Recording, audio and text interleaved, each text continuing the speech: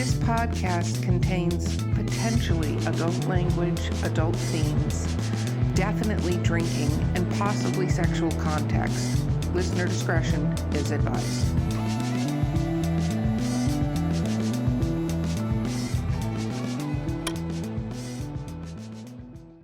Welcome to Drinking with Authors. I am your host, Erica Lance. My amazing co-host today, I'm already regretting saying that out loud, is Valerie Willis. You always regret it. I stopped eating snacks because I kept getting in trouble. Now we just need someone to sponsor snacks, and then I get to eat back on the show again. No, that's not how that works. We've talked about that many times. Not how that works.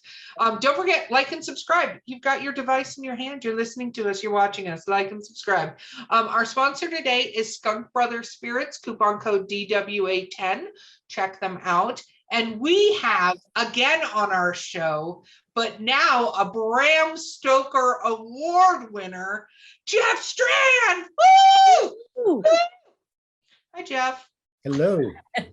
Okay, let's talk about what we're drinking a little bit. So I, out of some DWA swag, am drinking orange and elderberry juice.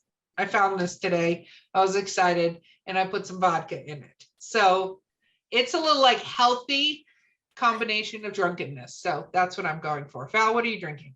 I took that strawberry margarita mix, which is like 13% alcohol, and cut it in half with cranberry tropical juice. It's interesting. Okay, Jeff, what are you drinking? For the first time ever, I am trying Liquid Death.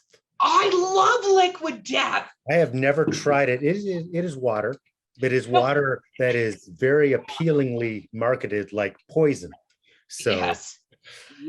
it will murder your thirst. So we'll see if my thirst actually does get murdered. But I'm assuming it just tastes like water, just in a really cool package. It is, but and they give back to the environment. So their whole entire thing is put it in a can because aluminum's more recyclable than plastic is these days, because China's not buying our plastic. It's a pretty good motto. And I have to say their commercials are just off the hook. They are brilliant.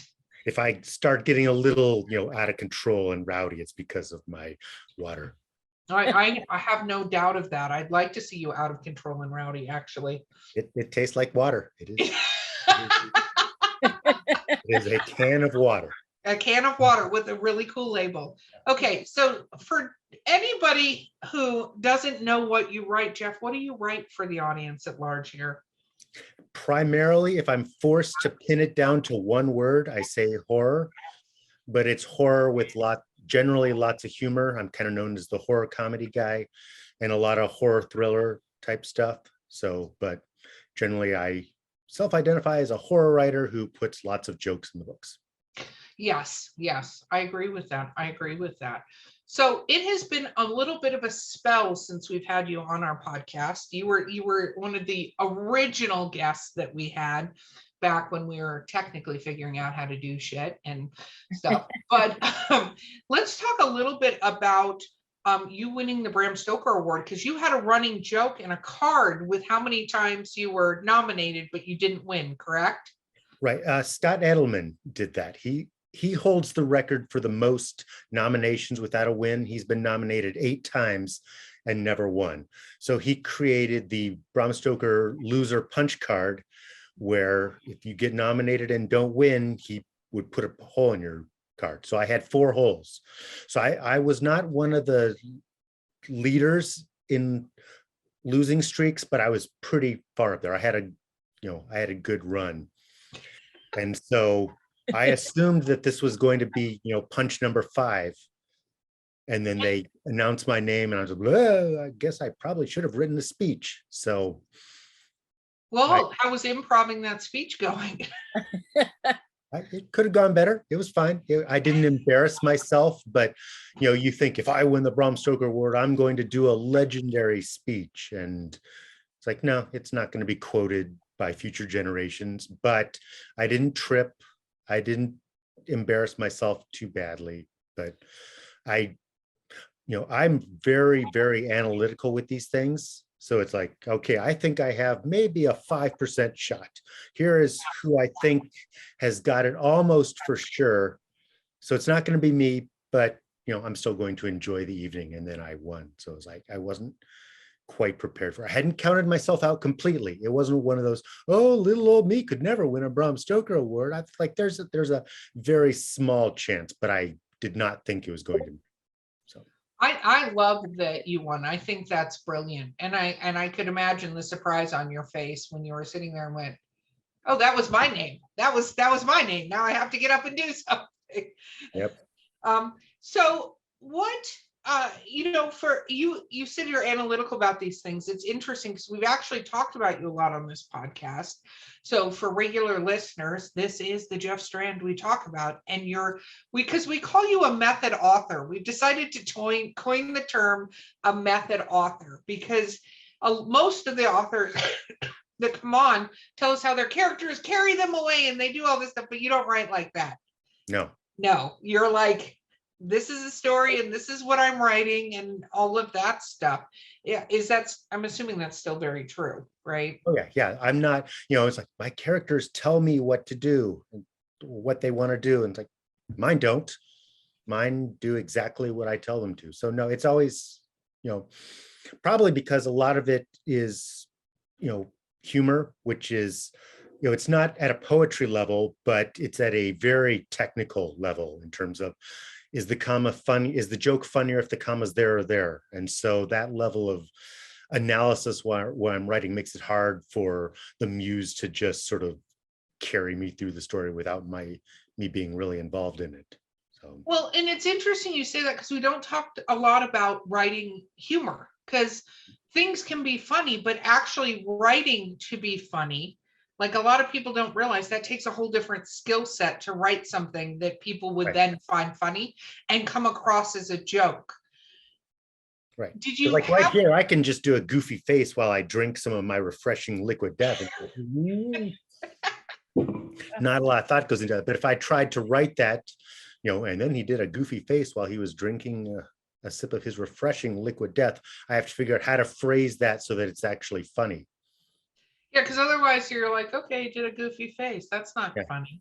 So how many comments do you get from your readers and stuff about them laughing out loud or how funny they found something? Because you're talking about humorous horror. So how much feedback do you get from your audience on that?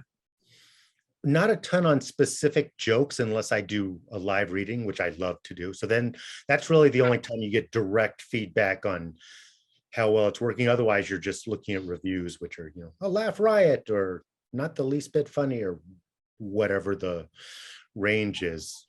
But, I don't do that many books that are just pure comedies.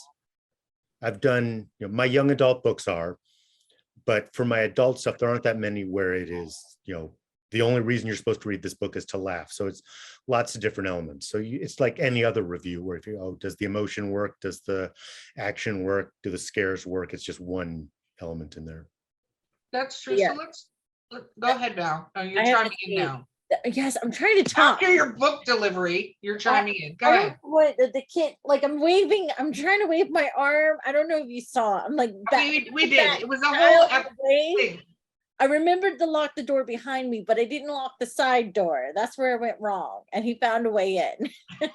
They always do.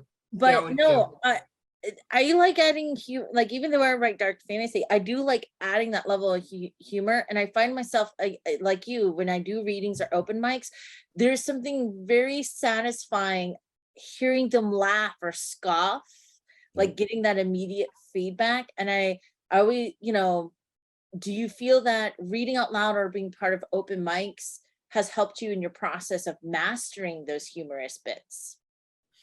I think so, for like, especially with specific stories where you can read it and, generally the story's already published, so it's a little bit too late. But when it goes into a collection, I can tweak it a little bit, but it's good for pacing where you can say, okay, that took a little bit too long to get a good reader reaction. But, a lot of times it depends on the size of the audience, because if you're at a convention that has 12 tracks of programming and you have 4 people in your reading, they're not going to be laughing hysterically. You need sort of the crowded room to get the full impact. So I can do a story that, kills because it was a full room, and then the exact same story is just polite silence with people afterwards saying, oh yes, that was very amusing. So it's like, any kind of Thank you for stand-up. showing up. We were mildly amused by your story. We appreciate you.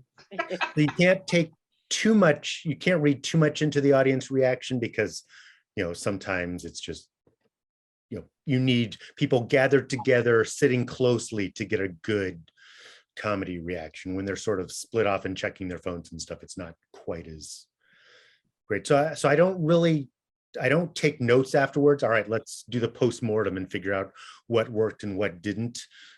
But it does help to know, what the more popular stories are, what stuff I incorporate into future readings, and what gets the front of the line placement in collections and that kind of stuff. Gotcha.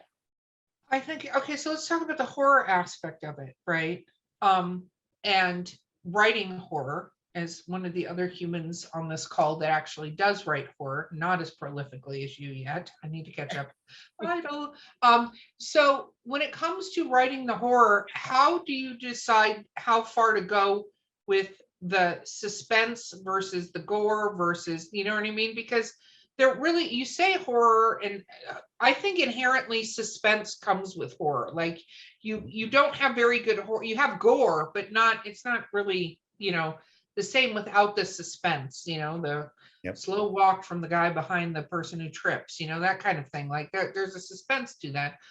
How do you figure out in your stories where you want to go with that aspect of it? Like how down the trigger warning thing you want to It really depends on the story. It's not something where it's like, here's the Jeff Strand brand. I always go, as full on gory as I possibly can. And it's also not, oh, I like the suspense. I do, my stories bring their terror from the whispering of the wind through the trees. It's whatever the actual story depends on. So, I've got my werewolf series, Wolf Hunt 1, 2, and 3. Those have lots of action, and it's a werewolf book. So people want the violence. It's a mean, nasty werewolf that tears people apart. And when he's in his human form, he's a complete psychopath too. So those books, they're pretty gory. There's gore from beginning to end. They're not just, relentless gore fests, but when the werewolf attacks, it doesn't cut away to the curtains blowing in the breeze. You get a werewolf tearing somebody apart. Whereas my book, Autumn Bleeds into Winter, is a suspense book. There's very little actual violence in it. It's all about the main character trying to figure out, what's going on, to prove that his neighbor is doing what he thinks he is. So that particular story doesn't need the gore.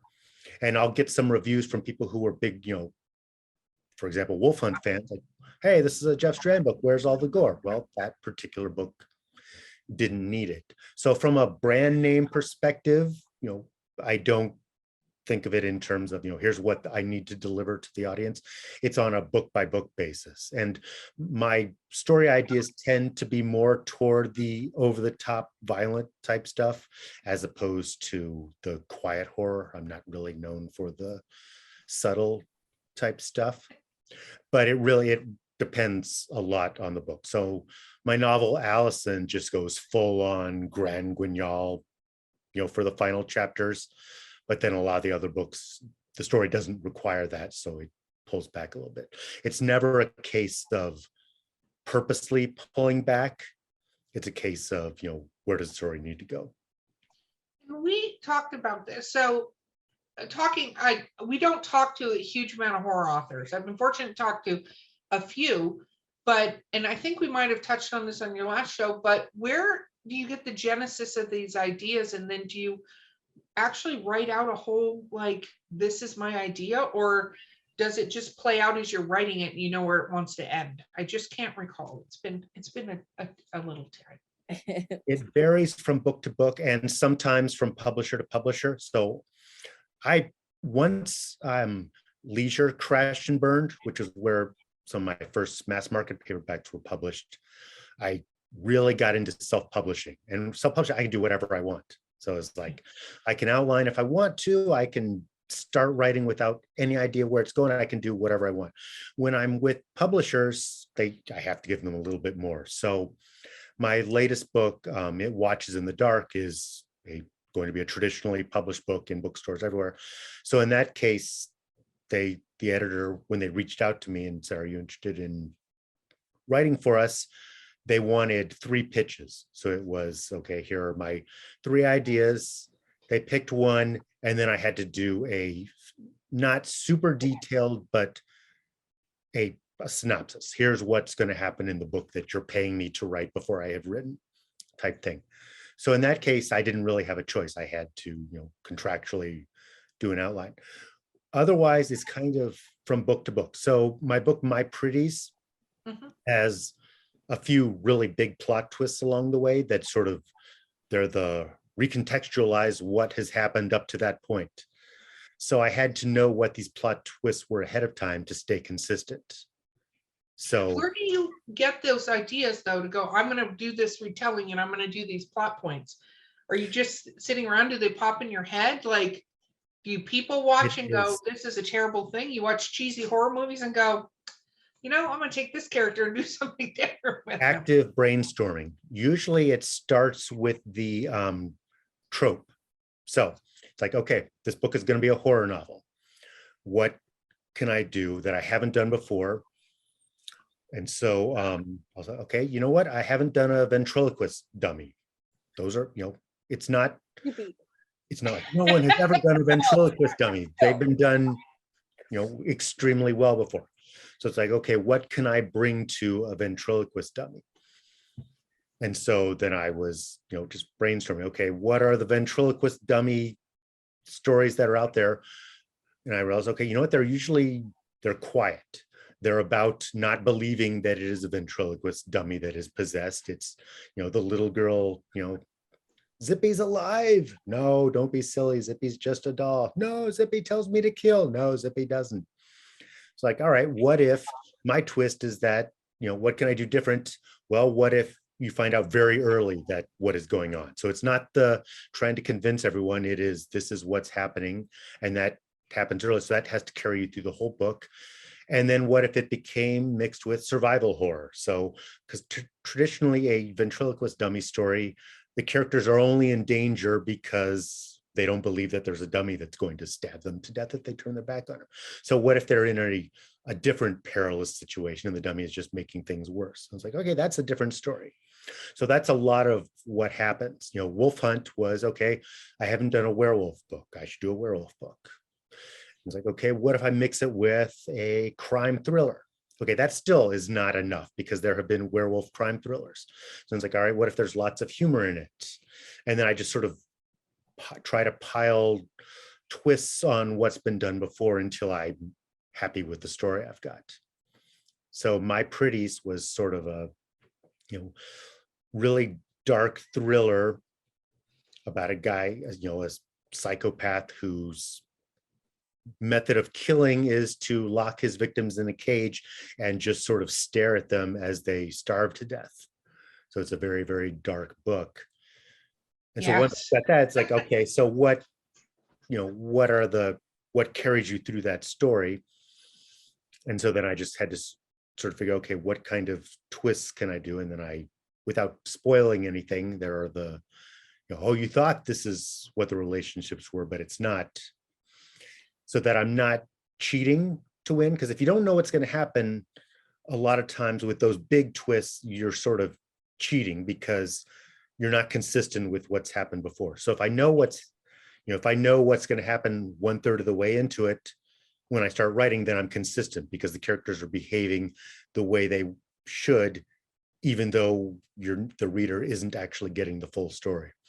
And if you try to do that where it's like, surprise, then a lot of times it's harder to go back and make sure everything's consistent. Then's when you're like, well, that twist is kind of cheating to win because it doesn't make sense with what we've been told before. So for something like My Pretties, I had to know a pretty good amount of the story ahead of time. Whereas a book like Ferocious is about 2 characters who are trapped in a cabin in the woods when all the animals in the forest become zombified. And it's really simple. The premise is they have to get from their cabin to the truck that they left stuck in the mud 3 miles away. So it's essentially a 3-mile journey to their truck in a forest full of zombies.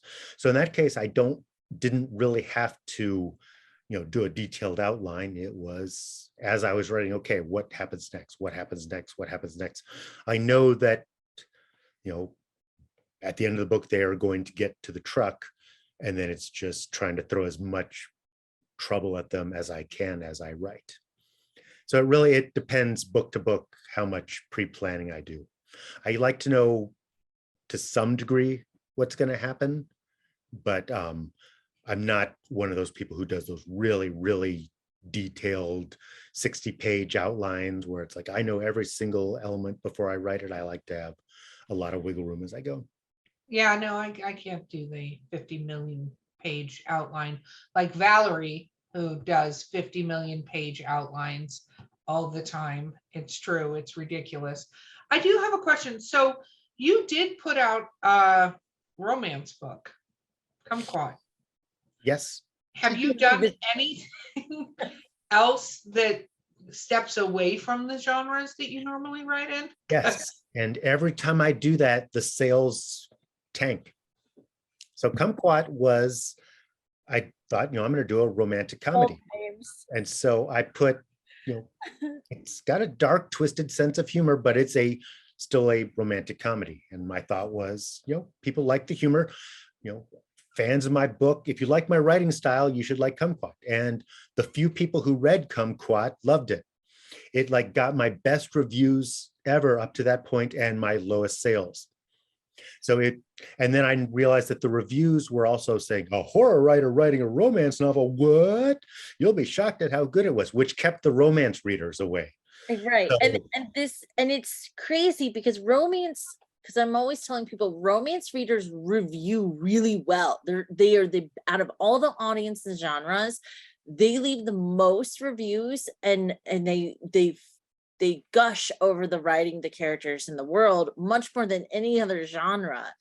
Right. But this is where pen names, people don't realize pen name isn't necessarily you have to keep it secret that you're cross promoting, and that you're the same person, but it's because those audience are so drastically different that they don't want to cross streams. It's very interesting. Right. In retrospect, knowing then what I know now, I would have slapped a different name on it and just not kept it a secret, because I think the romance readers, if they heard about it, then they were pulling up reviews that were a horror writer. It's like, well, I'm not going to read a romance novel written by a horror writer. So I fully stand by Kumquat. But is Kumquat still out there? Oh yeah. Very cool. Awesome. What else have you stepped and decided to write, or was that it? No, I've done Bang Up, which is a smut comedy, which I think is my funniest book. And again, I probably should have changed my name on it, but I was really proud of the book. It's it's a smut comedy, but I think it's really, really funny. So and it tanked. So reviews were great, but it was not what my audience wanted to read. And then my young adult books, those, because there's really not much horror in them, like A Bad Day for Voodoo is sort of a splatter comedy. So that's horror from the standpoint of supernatural stuff happening, but it's purely for laughs. And The Greatest Zombie Movie Ever is about kids making a zombie movie. So it's horror adjacent. It's not a horror novel at all, but it's about horror movies. But my other three are just pure comedies. So it's sort of stepping away. Those actually sold really well. There was no crossover in the readership. So it's not like my readers went out and bought I Have a Bad Feeling About This, but the kids went out and bought I Have a Bad Feeling About This. So the young adult comedy sold really well, just not to my existing readers. So if I had self-published those, they would have absolutely tanked too, because there would have been no marketing. But because they were marketed to a completely different audience, they did really well. But no, I have never actually veered away from horror and not felt the sales impact, even to the point of where it's stuff that's closer, like Cyclops Road and Bring Her Back. Cyclops Road is sort of dark fantasy, and Bring Her Back is a revenge thriller. Mm-hmm. And they both did fairly well. They both did good, but they did not do as good as the pure horror, because I think too many readers were like, oh, I like his horror stuff, but this one's marketed as a tale of revenge and madness. So I think I'll wait for the next horror one, which I'm prolific enough that they can wait for the next one. It's not like, oh man, he only does one book every 3 years, I better hop on board. It's like, you don't have to wait that long for the next one to come out. So Which yes. is really cool. Well, it's interesting because when we last talked to Jonathan Mayberry, he crossed into high fantasy, like with Kagan the Damned. He's now it's very dark. It's got a lot of horror elements in it. Kagan the Damned, yeah. is what it is. Yeah. So did Charles Gannon went sci-fi into fantasy. I don't know if that's a leap you can do without destroying your fan base, but that seems to be where they're all going. Like, well, it kind of, I will say on my hand, for my stuff, it's much smaller. So Kumquat, Bang Up were both self-published. Mm-hmm. And so it's just kind of me saying, hey everybody, you should read these. So, Jonathan Mayberry's epic fantasy novels were done, with a big marketing push behind them. Yep. So it kind of, helped get him into the hands of the fantasy readers and also the really loyal fans, Mayberry fans. So no, that's true. We'll have to talk offline about a pen name for you and getting some of this humorous smut, because I'm all on board with that. Yes, I love that stuff. Yeah. So in my case, it was sort of, I don't want to create a new Twitter handle and Facebook page and website. I just want to see if my existing readers will read Bang Up, and they didn't, but the ones who did liked it. So yeah. And it is interesting because it's like that's the other complication to a pen name is how far in that entity do you want to create it, including your social media. And I've discovered at the end of the day, you at least need one social media for them, which is whichever that audience uses the most, and the newsletter hands down. And there's ways to kind of play around with that whole aspect. But no, the pin name, it doesn't necessarily have to be secret. I still ever cross promote because I have Hunting Cummings and VC Willis, and I still cross promote and mention those all the time on my Valerie Willis, even though that audience isn't totally into either of those. It still does enough for me to be able to share it, promote it. They don't seem to shy away from me as an author because of those things, but having those different names on the vendor side so that my audience gets those compartmentalized genres has helped sales and made it a little easier that way. Yep. So if I ever do another romantic comedy or another smut comedy or something that is completely different from what I've written before, I'll probably finally try a pen name. But I was kind of surprised that the publisher never asked me to change my name for the young adult stuff, and they never did. My new book is for kids. It's actually a step down. It's middle grade. Oh, and wow. It's going to have Jeff Strand on it. So no, well, you also have brand recognition of it. I totally get it. If you decide to do the romance month thing, let us know. We will right. Absolutely help you on that. That we have down to a science at this point. All right. Okay, we're going to take a quick break and we'll be right back with Drinking with Authors.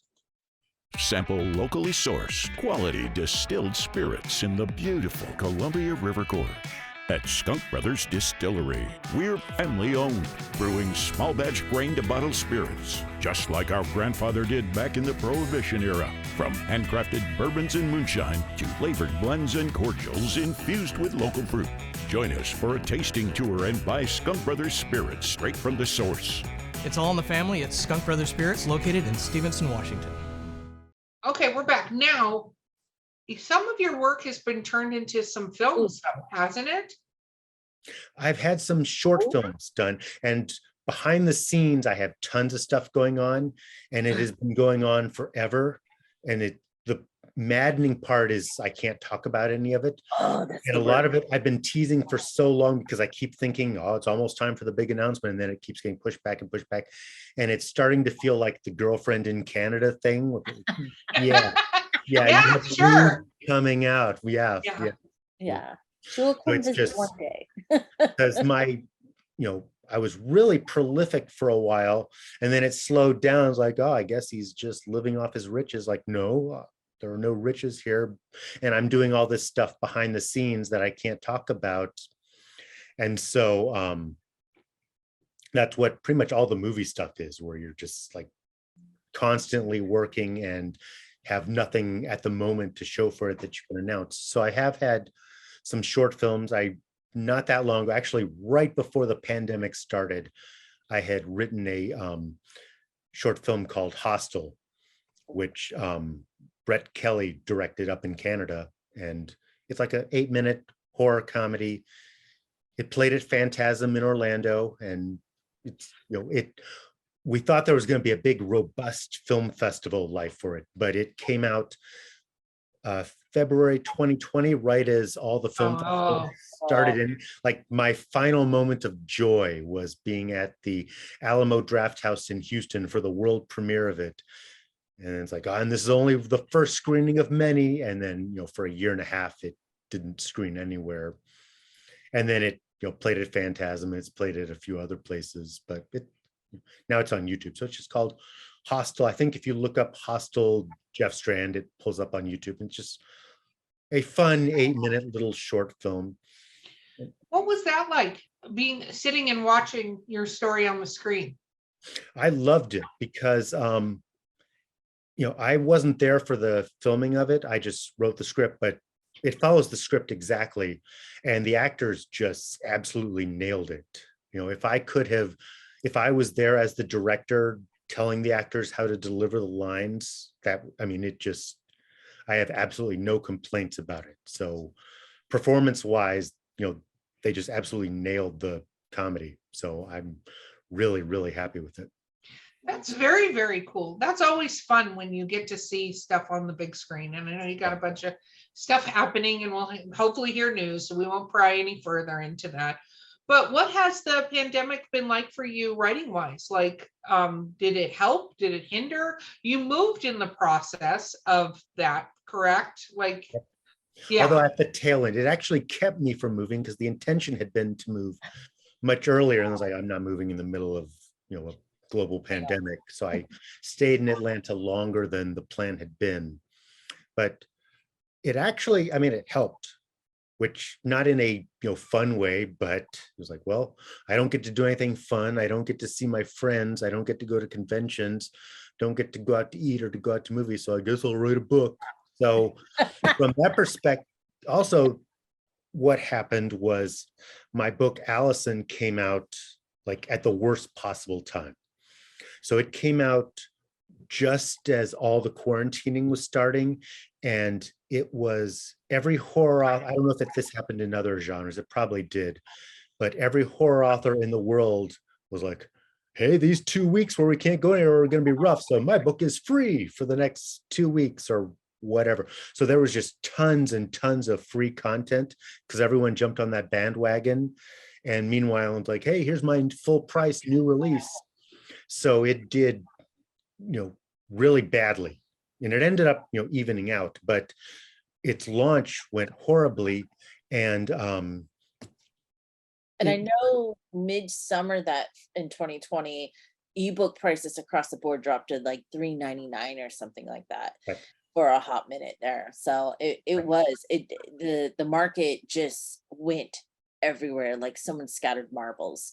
Yeah. So I got really nervous, like, oh man, this book, which was not outside of my genre, Allison is full on what my fans want, but it did badly when I launched it because there was so much competition. If you can fill your Kindle with free books and then I'm trying to sell one for full price, it just impact. And everyone was like, okay, so is the global economy going to collapse? Is anyone going to have a job after this? Do books continue to exist in 2 weeks? So it was like, I need to write really fast because I don't know how well these are going to, every book from now on may tank. So I just need to write a lot of books to keep, my income going because I had quit my job by then to write full time. So I kind of, out of panic and out of, not having anything else to do, I cranked out a ton of books in 2020. And then it slowed down in 2021 because the panic had subsided and because I was doing so much screenplay type stuff. But I'm not saying I wish it was back in the thick of it because I got so much writing done that sucked. But the answer to the question is no, I got a crap load of writing done during the pandemic.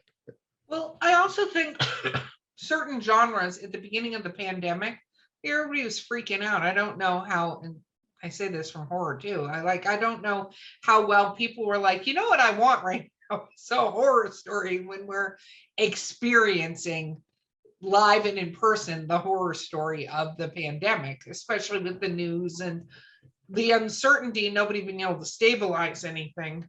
And then, of course, the romance industry responded with people writing romance novels about COVID as a entity. I don't know, a shifter. I don't know. Well, on the horror side, the Stephen King's The Stand shot to #1.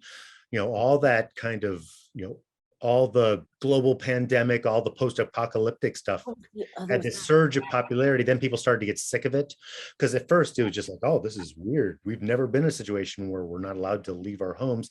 I'm going to read The Stand because that'll be fun. And then people started to get sick of it. Then, as it started to get more and more grating, then people didn't want that anymore. They wanted. And then there was the rash of reviews of people getting upset about books that took place in 2020 or 2021. And they're like, no one's wearing a mask. I don't understand. And I'm like, baby, this was published like 10 years ago. Yeah.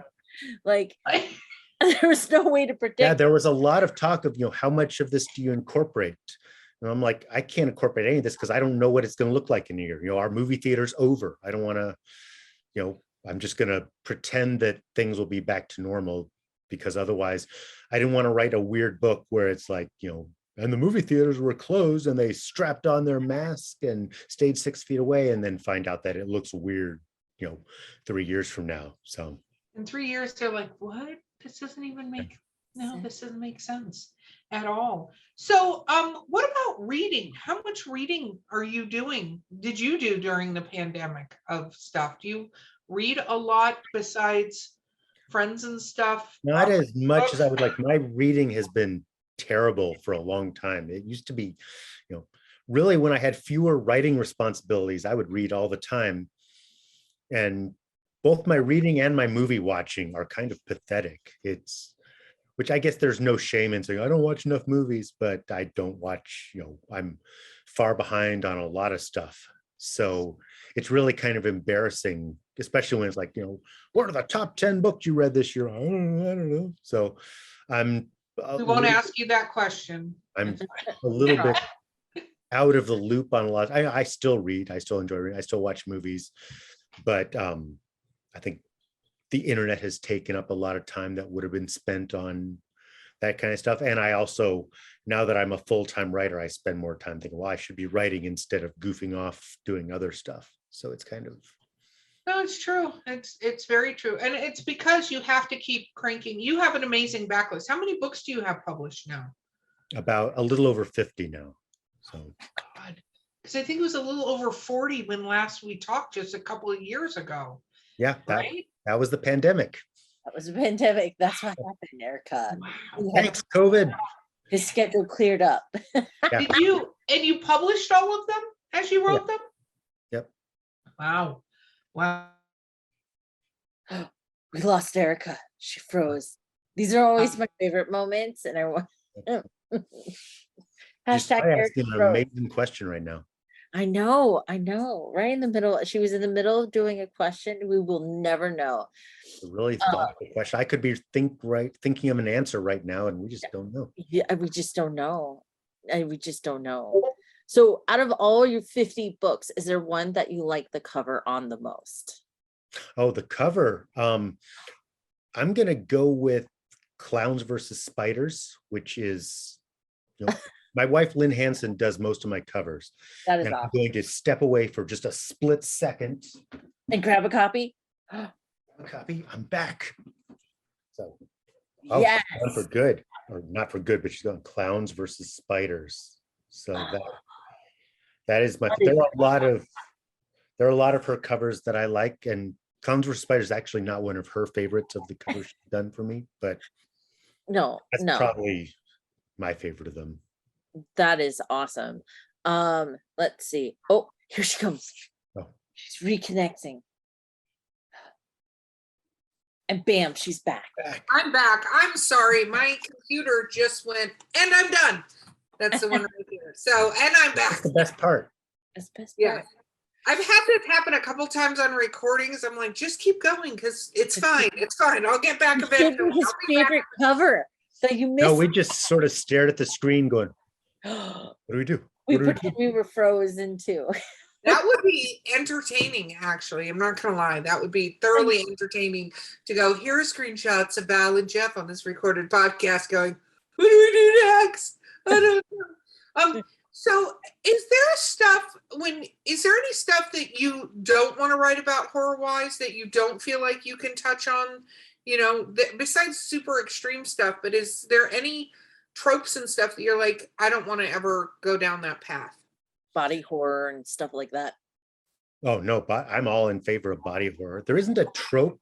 There's some that, historical horror, because of just the massive research. That's one of those where if I had a really, if like, I only need to do one book over the next 2 years, I'm going to go and do a real deep dive into that thing. Because when I've tried even stuff that I've lived through, like Autumn Bleeds into Winter takes place in 1979. And it feels like every paragraph I was researching something. So, wow. To say I'm going to do something that takes place in 1300, 1300 Europe, that would probably just the sheer amount of research would scare me off. And there are things like, I'm not super well versed in my H.P. Lovecraft. So if they said, would you write a Lovecraftian novel? Maybe that wouldn't be the first thing I turn to. But as terms of what subject matter makes me uncomfortable, there's nothing that I would rule out as long as you could find an angle to do it properly. Now, most of the time you're not going to. I'm not likely to do my child molestation horror comedy. If I came up with a way to do it where people wouldn't say, what is wrong with this idiot? But I have not come up with that angle. You're not going to get a Holocaust theme book from me because I can't think of a way to do that. That would be not just horrible. Yeah. So, but there's nothing where I'm like, that is completely off the table. You would just have to find the right approach. And there's some subject matter where it's going to be very, very difficult to find the right approach. And I'm not actively thinking, there's got to be a way to crack the Holocaust horror comedy code. No. I've got other stuff I could write about. Yeah. So it's like, I'm not trying to find a way to do that. So it's more, let's do a ventriloquist dummy book.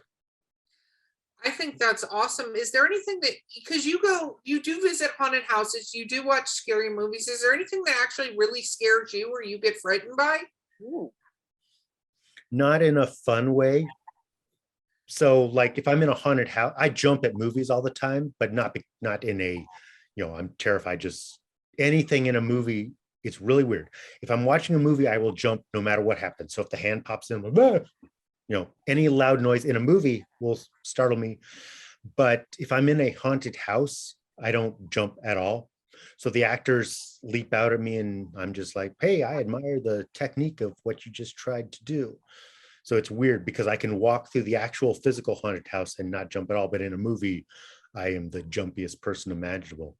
But in terms of actual fears, if I'm driving through a desolate road, I'm not like, oh man, Texas Chainsaw Massacre is going to get me or any of that. It's like the depressing stuff. Like, man, I'm not a young man anymore. And I don't have as much time as so it's not, the fun type horrors. It's the, oh crap, I'm 51. That sucks type stuff. So. No, I get that. It's so funny because I'm the opposite. In movies, I'm fine. Doesn't matter what happens. My boyfriend does get startled. He's not scared, but I think it's startled. Like you're not afraid of the hand jumping out, but the hand jumping out or the noise or whatever can be startling, right? But in haunted houses, I'm not allowed back at Universal or at Busch Gardens because for whatever thing kicks in, if you jump at me, I'm going to hit you. Like I'm one of those people that like, if you come at me, you're going to get punched in the face. And even though I know they're actors, I've done that before myself. I've been in haunted houses and still Whew, boom. Okay, sorry, walking. And I know they're gonna come at me. So like I'm now taking myself out of that equation. I Not just me at all. So you should probably not go to, I can't remember the name of it now. There was a haunted theme park in near Tampa, and one of the haunted Sir houses, Henry's, which one? Sir Henry's, or No, the Pride Forest are the two I know of. it's I can't remember the name of it, but Bellevue used to be one. it's probably Hallow Scream when Busch Gardens does a Hallow Scream and they do the scare zones. yeah, it's not Hallow Scream because it's one where you actually feel like when you're driving there that you're in danger, but they have a haunted house that is a full touch one. Yeah, no, that would be really bad And- for the actors in that. It's Yeah, for so they me. basically, you give them, and you go in with a glow necklace. So you can withdraw permission by pulling off the necklace. So if you get too freaked out, you just pull off the necklace and then they'll leave you alone. But as long as you're wearing the necklace, they will grab you, they will slam you down into chairs, they get in your face, they shove you, they lock you in a prison cell, they separate you from the rest of your party. It's a very Wow. intense experience. Yeah, no, But not for you. I would advise you probably not to do this one. No, I'm not going to do any of them. I love them. I love the makeup. I love the characterization. I love that stuff. Absolutely. I just know I'm a danger to them, so I'm not going to do it. And I've even talked to people, professional people, to go, why do I do this? Like, how do I not do this? I enjoy going to haunted houses. And they're like, yeah, you just shouldn't go to haunted houses. Like, I don't know, because it's a primal thing. It's not an analytical, because analytically I'd be like, this is an actor jumping off, from hiding and scaring me The instead of brain breaks it down to two veins: fight or flight. And madam, you are pro fight. I'm very pro fight. Another friend of mine, this was many, many moons ago's husband, had a pocket knife in his pocket. A lot of guys carry around pocket knives, short little knives. Big deal. Yep. He went into a haunted house. Out came the pocket knife. He didn't stab anybody, but it was like in his hand, and he's like, I need to get out of here. Like, it was. So we sat and drank beer. The worst part is at Busch Gardens, you can't walk anywhere without going through a scare zone where they're trying to scare the crap out of you. Mhm. So I had to be let out with my eyes closed, so that, yeah, that was fun. Anyway, very embarrassing for myself and others around me doing that. So what is your latest release, Jeff? Let's talk a lot about your latest release or what's upcoming. Let's dive into My that. latest release is, I'm going to grab the cover right now. Oh, grab it. I love it. I love this bookshelf full of all 50 of his books. Freaky Briefs. So this one is a short story collection, and it is all flash fiction. So it is 75 very, very short stories, because a few years ago when I started my newsletter, I was trying to think, okay, what can I, what kind of gimmick can I have with it? And so I decided to have every single issue of the newsletter have a brand new piece of flash fiction, which is stories under 1,000 words. And nothing goes to waste. I always tell authors, nothing goes to waste. Right. So I figured that way I could promote the story instead of, the latest news. So it's not, hey, everyone, you should subscribe to my newsletter because it has links where you can purchase books by me.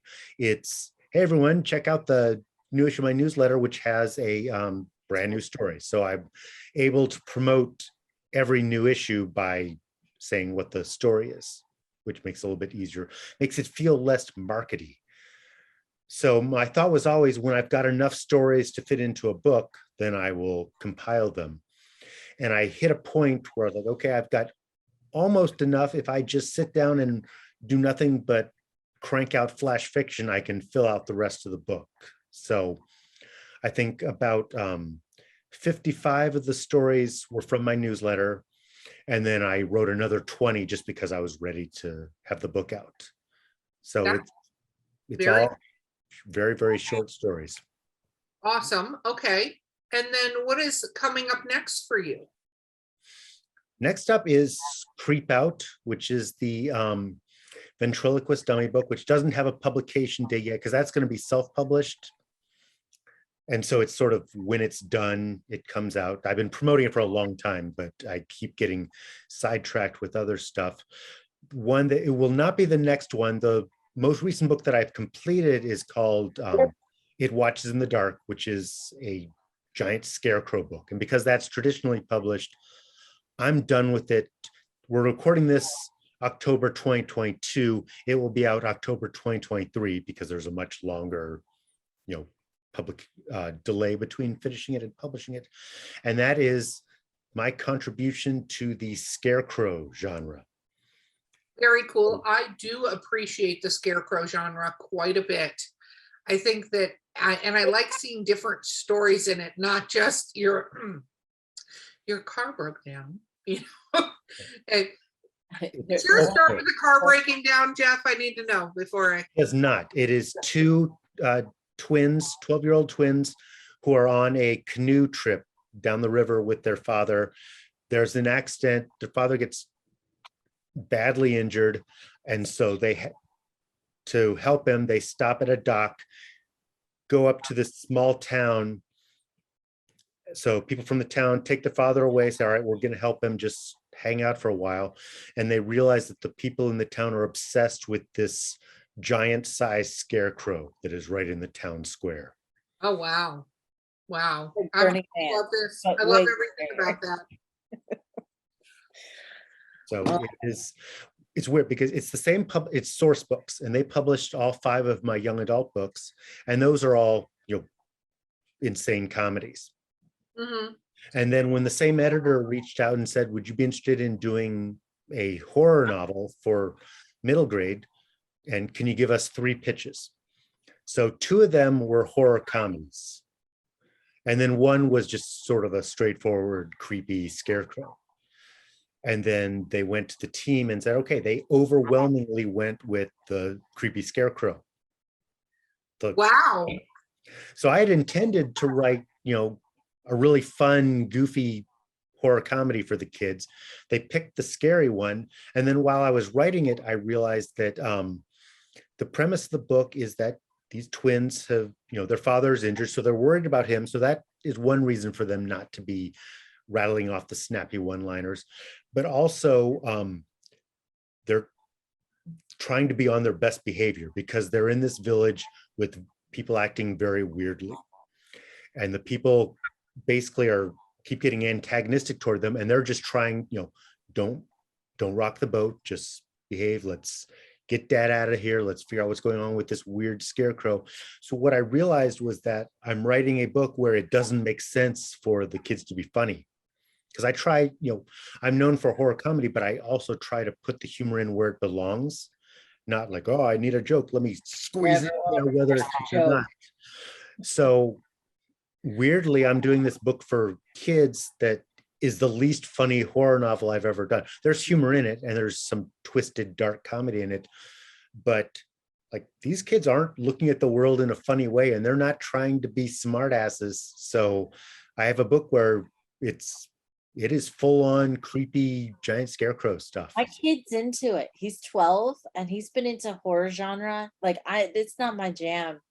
Like, there has to be a sexy beast at the end of it.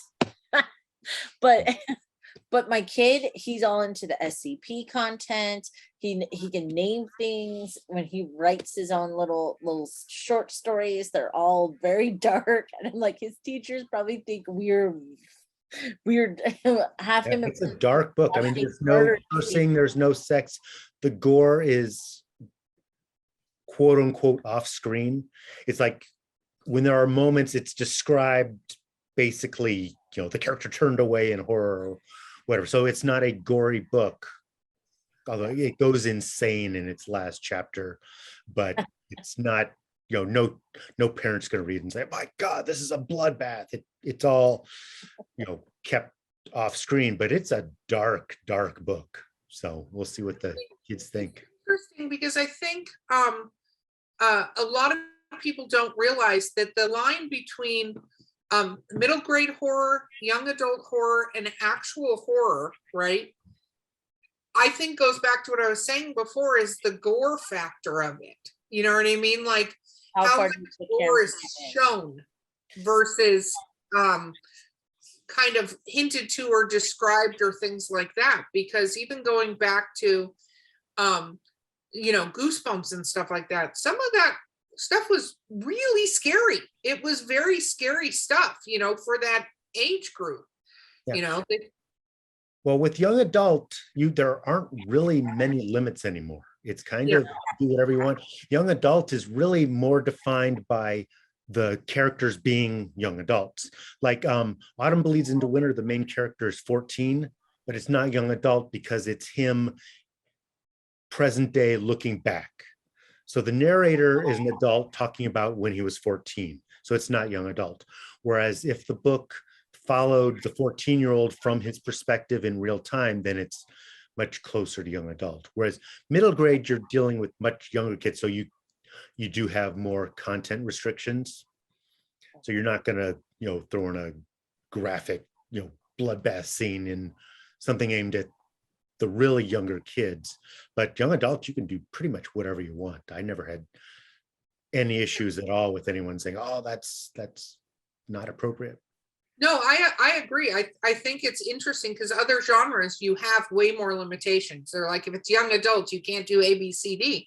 But that's what I mean too, and also I think it's how complex the topics you're talking about from middle grade to young adult to adult, right? Like, are you getting into something that is going to be above the reader's head?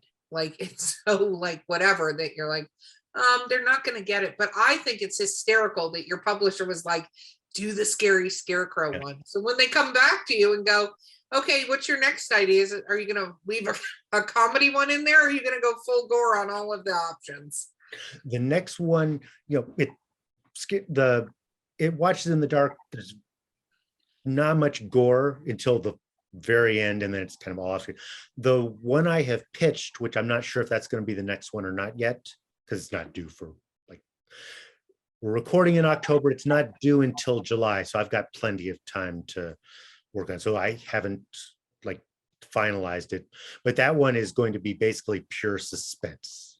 So, oh wow! And it's supernatural, but without giving really much of anything away, it pretty much the entire book will take place in one room, dealing with one situation. So it's sort of a the locked room type thing. And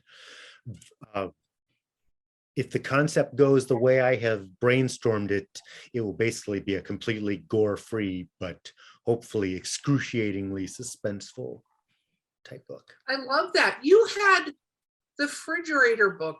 What is the name of the one where they're stuck in the walk-in fridge? Cold Dead Hands. Yes, because that was another one that for the most part took place in a refrigerator. Actually, the entire thing does. It was sort of the writing challenge was that I wanted to, if you pay close attention, they never leave the refrigerator. No point of view character ever leaves the refrigerator. So there are parts where the refrigerator door is open and stuff is happening outside of it, but none of the characters whose perspective it's from are getting outside of the refrigerator. And so it never actually leaves that. And that was kind of like the challenge was, can I do a whole book where it never leaves? Yeah, no, it is awesome. That one is definitely like a mental thing too from being, no, I love that. Okay, so we are at the end. Val, I'm going to let you ask the final question, and I'm going to regret that. Question. Let's see. What are some of the challenges you feel you face because you're a hybrid author? Like, I know you were saying that your traditional side, you have a schedule where the books are finished but come out way later, and then on self-published side, you kind of like feel it out. Like, what are some of the challenges that you face as a hybrid author trying to combine both worlds and reaching out to your readers? I'm not sure there are actual challenges. I think it's sort of like a win-win type situation. Awesome. So I get both the complete creative control of the self-published stuff, and I can sort of set my own schedule, which is I don't I don't have the luxury of saying, I can just publish whenever I want. I am trying to pay bills and buy groceries with this. So I have to keep up a pretty steady stream of content. But I also get the fun of going into a bookstore and saying, hey, there's my book on the shelf. So to me, it's kind of win-win. I don't really have an intense preference for one over the other, which is why I do it as a hybrid. I don't, I'm purposely a hybrid. I'm not a hybrid because, well, I've got all this other stuff I can't sell, so I have to self-publish it. It's kind of like, well, I really like self-publishing, but I also enjoy the traditional publishing. I don't think it really causes confusion to much degree because people are used to buying books online by now, especially post-pandemic. So it's not, in the early days, it was a lot harder. We're like, well, can I get your book in a bookstore? Well, no, you can't. Oh, then it's not a real book. Now it's not that weird for anyone to buy a book from Amazon. So the whole idea that books are available in a bookstore is a fun bonus, but it's not crucial to a book's success. So, titles get changed with traditional publishing, which can be totally fine. It can be frustrating. You don't have nearly the control. It takes a lot longer, but there's also a lot more marketing. So my self-published books tend to be, hey, everyone, here's a new book. And I may have teased it a little bit before that, but there's not a whole lot of pre-release marketing. Whereas It Watches in the Dark, the cover is in progress. I've seen pretty close to the final version of it. So I'll start sharing that cover, a year before the book comes out. 6 months before the book comes out, people will be able to, go on NetGalley and get the really advanced copies. So there'll be a ton of promo, which is also kind of fun because it starts to, pop up on blog entries, our most anticipated books for fall 2023, which you don't get with the self-published. So it's really, there are advantages and disadvantages to both, but I don't think there are disadvantages to doing both. So as a hybrid author, I don't think there's anything, man, being a hybrid author sucks because of this. I think it's kind of a best of both worlds because I get to pick and choose, the best of both worlds. No, and like you said, you get a chance to constantly feed the machine, as I call it. Like your readers are a machine that constantly need to consume your stories, and it's hard on just one track or the other to do that. I think the statistic is like the average romance reader reads 5 novels a week. There's not an author out there who can write to feed the machine, but being able to produce more than 1, 2, even 3 books a year does a lot, and then cross promote with other horror writers and things like that. So I think it's great that you see positive being a hybrid author, and that's a very, thank you for your insights. Yeah, I really enjoy it because I've been doing this for a long time. So I came up through the self-publishing is the worst possible thing you can do. And I was like, there's not a chance in hell that I would ever do that. And then I was with Leisure, which they were near the end of their run. There was a time when Leisure, like if you're a horror author, that is where you go. You're with Leisure. And by the time I was with them, they were kind of on the strong decline, and they canceled their horror line before my 3rd book, Wolf Hunt, came out with them. So it had been, we had the cover, it had been edited, it had been promoted. It was only 3 or 4 months away. So I was like, well, I should try it. And that's where I'll get the self-published version out there just to not spend the next 2 years trying to sell a werewolf book. And then I realized that, 70% royalties versus 6% royalties are great. Yeah. No, totally. And if you have the due diligence and you can do it, I think it's great. I think authors should be willing to be both, because it gets more of their work out there and more of the work on their terms. And it allows you to explore things that maybe you wouldn't fit in, you go back to, like, if you went to your current publisher and was like, I want to write a sweet hometown romance, they might be like, no, like, gently, or they just may ignore that email completely. But you could go, I'm going to write a sweet town romance tomorrow and put it out. And nobody could say anything. Like, for example, if I were exclusively traditionally published. That means each book is sort of pitched. You have to say, here is what I'm going to write, and then you have to sell the editor on the idea. I had shown this cover after you got kicked off, but Clowns versus Spiders. I love that. A traditional publisher would not have gone for that. They would say, no. However, Clowns versus Spiders, because of the movie-related stuff that I'm not allowed to talk about, has been an extremely lucrative book for me. So the fact that, I self-published it, it turned it into a book that was very, very much worth doing, but it would have gotten shut down at the traditional publishing stage. It would have said, no, that concept is not going to work for us, come up with something else. So I like the complete creative control of self-publishing, but I also like all the advantages that go with traditional publishing. So I like being a hybrid author. No Love plan that. to change that. Cool. Okay, shameless self-promotion time, Jeff. Where can people find you and your books? www.jeffstrand.com. That's got a link to my newsletter, which has a brand new short story in every issue. It's got links to Twitter, Facebook, all the places you can find me. So it's jeffstrand.com. Very, very cool. Thank you again for being on our podcast. Thank you.